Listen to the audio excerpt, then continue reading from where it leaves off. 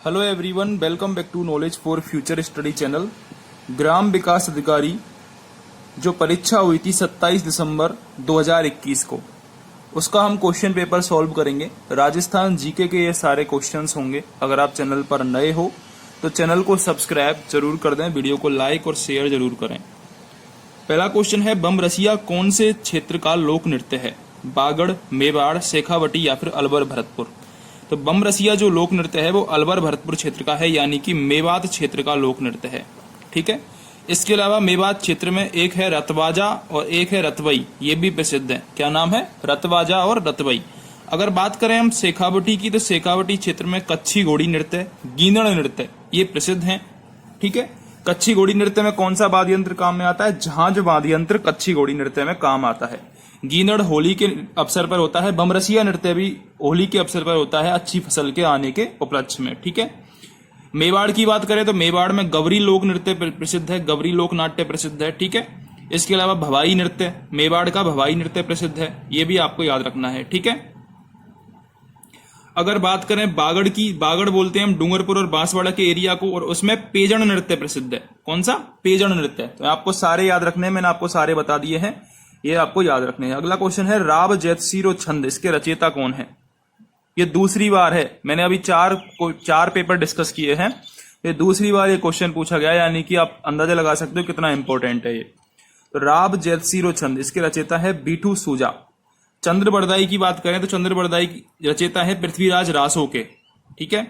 सूर्यमल मिश्रण, सूर्यमल मिश्रण ने बंश भास्कर की रचना करी है, वीर सतसई की रचना करी है, राम रंजाट की रचना करी है।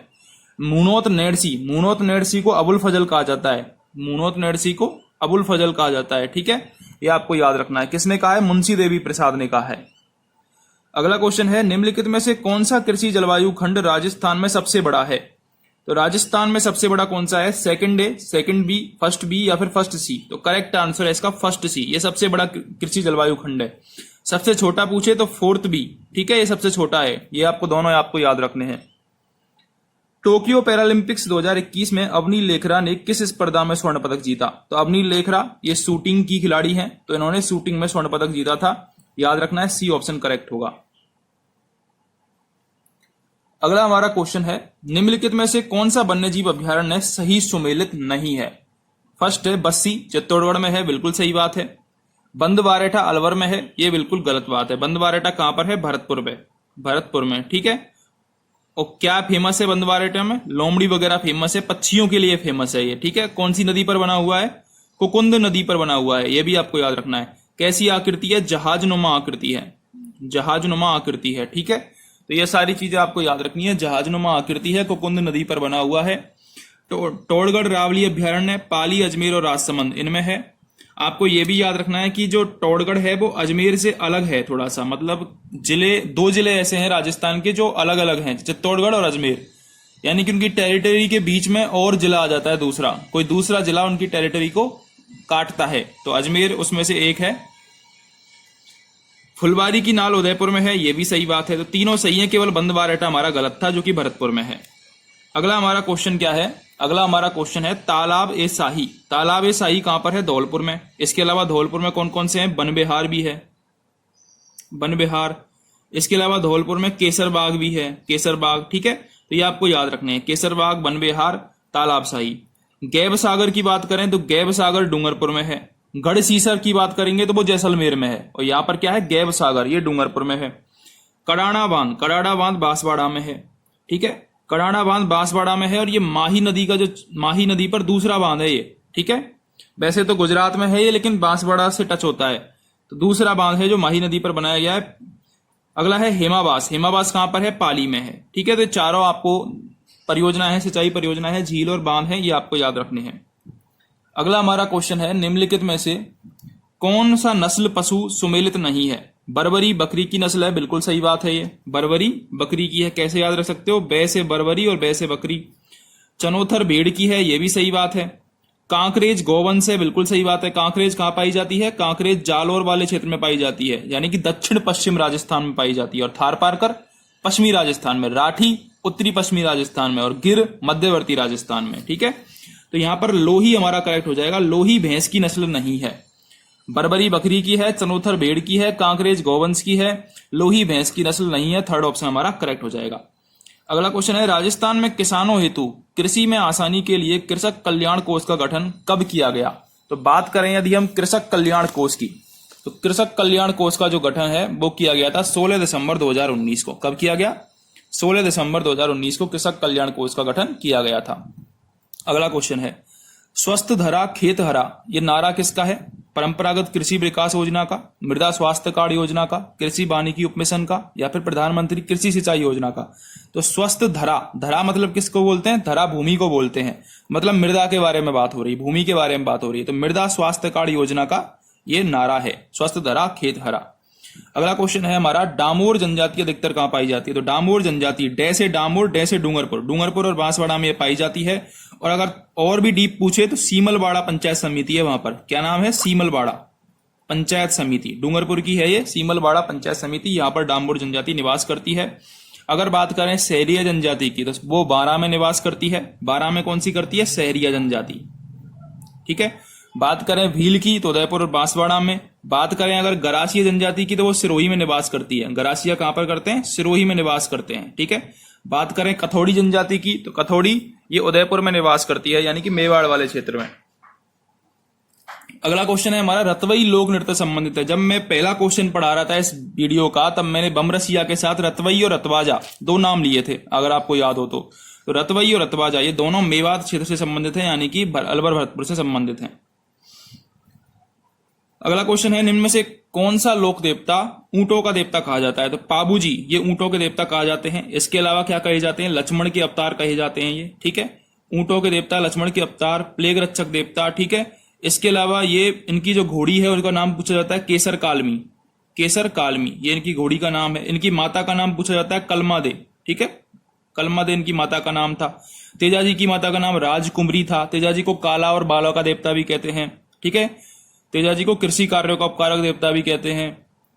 तो ये आपको याद रखने हैं। वीर तेजाजी पशु मेला परबतसर में भरता है, ये भी आपको याद रखना है। रामदेव जी का मेला है, उसको सांप्रदायिक सद्भाव का मेला कहते हैं। सांप्रदायिक सद्भाव का मेला। रामदेव जी का मंदिर रुणेचा में है। एक क्वेश्चन ये भी पूछा गया है कि रामदेव जी का जो मंदिर है ना, वो जैसलमेर से किधर की साइड है? तो जैसलमेर से अपने राजस्थान की साइड ही पड़ता है वो, ये ठीक है, पूरब की साइड पड़ता है। तो देवनारायण जी का मंदिर भीलवाड़ा में है। आसीन भीलवाड़ा में सप्तमी को यहाँ पर मेला भरता है। ठीक है। देवनारायण जी पर डाक टिकट भी जारी किया गया है, एकमात्र देवता है। इनके अलावा इनकी जो फड़ है वो सबसे लंबी है। सबसे लंबी फड़ देवनारायण जी की है और सबसे प्रसिद्ध फड़ पाबू जी की है। दोनों आपको याद रखने हैं। ठीक है। गुर्जरों के देवता है देवनारायण जी। अगला हमारा क्वेश्चन है, नारियों द्वारा शिकार करते हुए चित्रण किस चित्रकला शैली की विशेषता है? तो शिकार करने का जो चित्रण है वो कोटा शैली की विशेषता है। शिकार करने का चित्रण कोटा शैली की विशेषता है। ठीक है। और अगर आपसे पूछे पशु पक्षी वाला चित्रण कौन सा है, तो पशु पक्षी वाला चित्रण बूंदी शैली का कलाकारी है। ठीक है।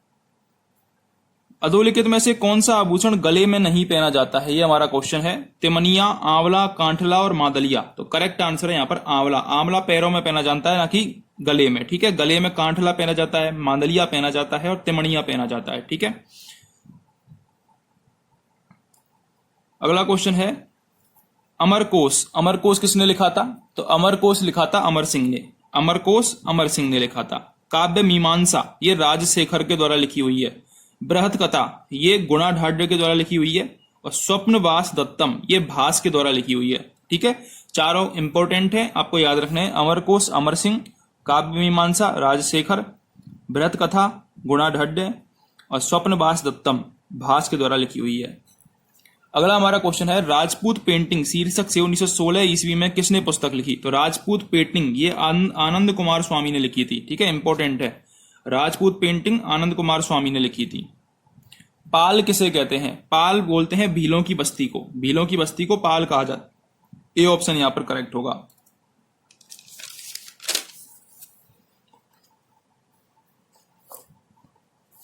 अगला हमारा क्वेश्चन है, माही नदी का किनारा क्या कहलाता है? छप्पन, थली, कांठल या फिर देवल? तो माही नदी का जो किनारा है वो कांठल कहलाता है। ठीक है। देवल क्या है? तो देवल डूंगरपुर और बांसवाड़ा के मध्य का भाग है, उसको देवल कहते हैं। छप्पन क्या है? छप्पन का मैदान भी है, छप्पन की पहाड़ी भी है। छप्पन की पहाड़ी बाड़मेर में है, छप्पन का मैदान बांसवाड़ा और प्रतापगढ़ के बीच में है। अधोलिखित राजस्थान के प्रमुख पशु मेलों में उनसे संबंधित स्थलों में कौन सा युग्म सुमेलित नहीं है? तो श्री बलदेव पशु मेला करौली में सुमेलित नहीं है। ये बलदेव पशु मेला मेड़ता सिटी में होता है, नागौर में।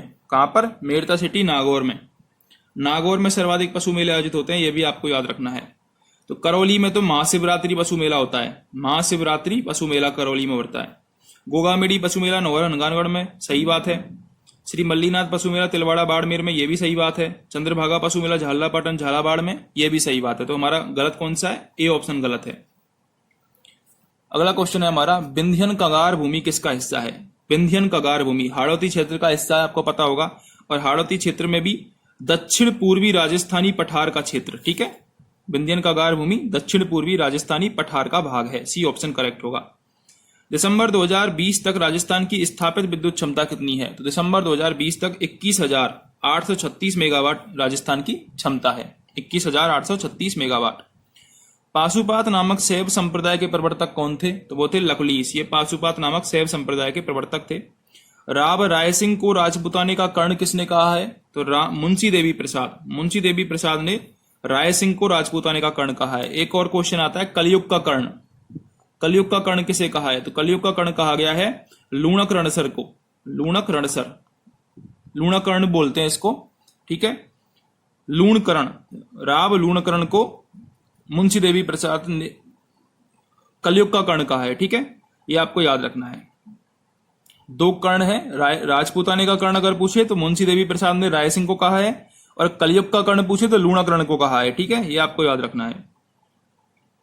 1857 की क्रांति के समय भरतपुर रियासत में ब्रिटिश पॉलिटिकल एजेंट कौन था? तो भरतपुर की बात करें तो मॉरिसन, ये भरतपुर का था, ठीक है। अगर बात करें बर्टन की, तो बर्टन आपको पता ही होगा, कोटा में इसका सर काट दिया था, ठीक है। अगर बात करें सावर्स की, तो सावर्स मेवाड़ का था। ईडन की बात करें तो ईडन जयपुर का था, ठीक है। मेसन की बात करें तो मोंग मेसन जोधपुर वाला था, जिसका सर काट दिया था एरनपुरा छावनी के जो थे ना ठाकुर कुशाल सिंह, उन्होंने। राज्य बजट भाषण 2021-22 में डीम्ड विश्वविद्यालय के रूप में Rajasthan institute of advance learning की स्थापना कहां रहने की घोषणा की गई थी? तो ये जयपुर में की गई थी। डीम्ड विश्वविद्यालय के रूप में Rajasthan institute of advance learning की जो स्थापना है वो जयपुर में की गई थी। अगला क्वेश्चन है, मांड प्राचीन नाम किसका था? तो मांड जैसलमेर का प्राचीन नाम था। राजस्थान स्थापना दिवस मनाया जाता है 30 मार्च को, राजस्थान स्थापना दिवस 30 मार्च को मनाया जाता है। राजस्थान में जिला आयोजना समिति में कितने सदस्य होते हैं? तो जिला आयोजना समिति में राजस्थान में 25 सदस्य होते हैं। इंपॉर्टेंट क्वेश्चन है, ठीक है। अजमेर राजस्थान का छठा संभाग कब बनता है? तो अजमेर 1987 में राजस्थान का छठा संभाग बना। राज्य महिला आयोग के अध्यक्ष पद पर कौन आसीन नहीं रहा? कांता कथुरिया, तारा भंडारी, लाड़ कुमारी जैन और गिरिजा व्यास। तो डी ऑप्शन यहां पर करेक्ट होगा, गिरिजा व्यास। अगला हमारा क्वेश्चन है, जिला आपदा प्रबंधन प्राधिकरण का अध्यक्ष कौन होता है? तो जिला कलेक्टर, ये जिला आपदा प्रबंधन प्राधिकरण का अध्यक्ष होता है। निम्न में से कौन सा कथन गलत है? राज्य के महाधिवक्ता की नियुक्ति उच्च न्यायालय के मुख्य न्यायाधीश द्वारा की जाती है। ये बिल्कुल गलत बात है, क्योंकि राज्यपाल के द्वारा की जाती है, ठीक है। महाधिवक्ता का यह कर्तव्य होगा कि वह राज्य सरकार को विधिक मामलों में सलाह देगा, बिल्कुल सही बात है। इसकी नियुक्ति अनुच्छेद 165 के तहत होती है, ये आपको याद रखना है, अनुच्छेद 165। महाधिवक्ता की नियुक्ति अनुच्छेद 165। महाधिवक्ता राज्यपाल के प्रसाद पर्यंत पद धारण करेगा, यह भी सही बात है। महाधिवक्ता का पारिश्रमिक राज्यपाल द्वारा निर्धारित किया जाएगा, यह भी सही बात है। राज्य विधानसभा में कितने पद अनुसूचित जनजाति के लिए आरक्षित हैं? तो अनुसूचित जनजाति के लिए 24 या फिर 25 पद आरक्षित हैं। बी ऑप्शन हमारा यहाँ पर करेक्ट हो जाएगा। तो अगर आपको क्वेश्चंस हेल्पफुल लगे हो, वीडियो हेल्पफुल लगी हो, तो चैनल को सब्सक्राइब जरूर करें, वीडियो को लाइक और शेयर जरूर करें।